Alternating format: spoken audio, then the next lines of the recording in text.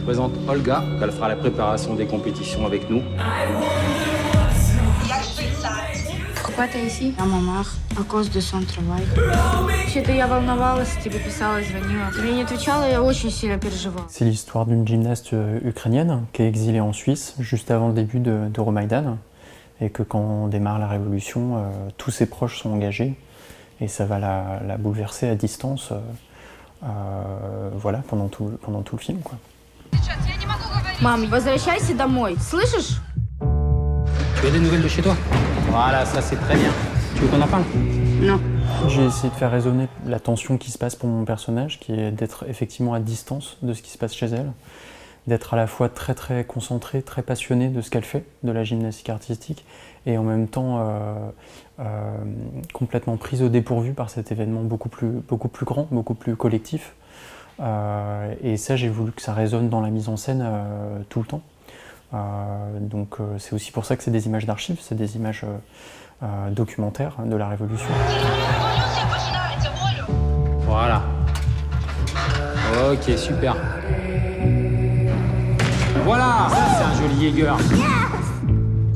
Что случилось? Смотри, мама. Что, мама? C'était important pour moi de jamais mettre en scène ce qui se passait. C'était important pour moi que ce soit des images réelles, parce que c'est des images documentaires, pardon, parce que c'est un événement réel qui est récent, qui continue de toucher tous les gens là-bas. Et donc c'était important pour moi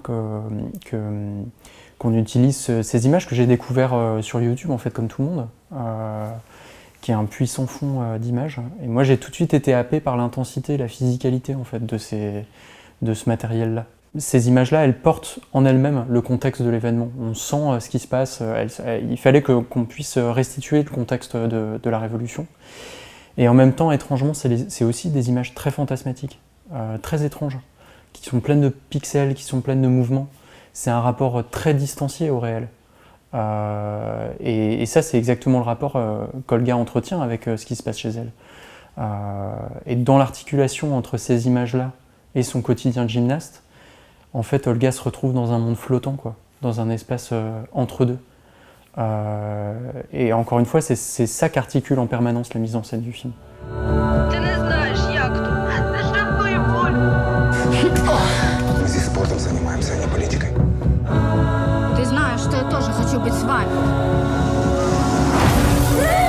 Anastasia, je suis allé la chercher au centre olympique d'Ukraine très très tôt pendant l'écriture, en fait, parce que j'avais besoin de comprendre qui étaient des gymnastes et qui étaient des gymnastes ukrainiennes.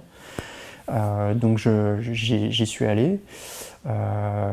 Et c'est drôle parce qu'on était annoncés, donc les gens se retournaient.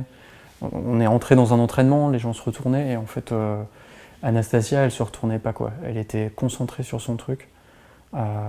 Hyper focus sur ce qu'elle faisait, et ça m'a déjà touché, en fait. Il y avait une intensité chez elle que j'avais surtout pas envie de contrôler complètement, et je vois bien maintenant à quel point c'est le cœur de l'émotion du film, quoi.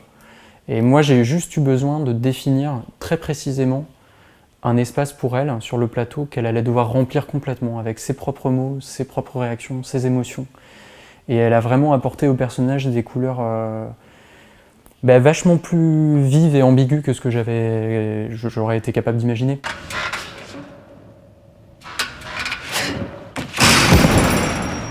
Voilà. Qu'est-ce que je t'ai dit? T'es trop fatigué, stop, c'est terminé. Stretching et puis dodo. Hein. Dodo? Ouais, dodo. Dodo, dormir. Le français. Va apprendre ton français. Au lieu de m'insulter en russe, là. Ciao! À demain.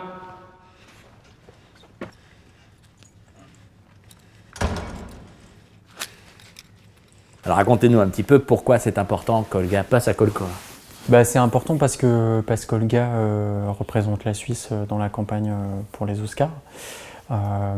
Et donc, avant la shortlist et avant les sélections pour qui effectivement sera nominé aux Oscars, il s'agit de faire voir le film au maximum de votantes et de votants de l'Académie. Et c'est vraiment ici qu'on peut les rencontrer, et les rencontrer de façon plus directe, et voilà, sans intermédiaire, donc c'est génial, quoi.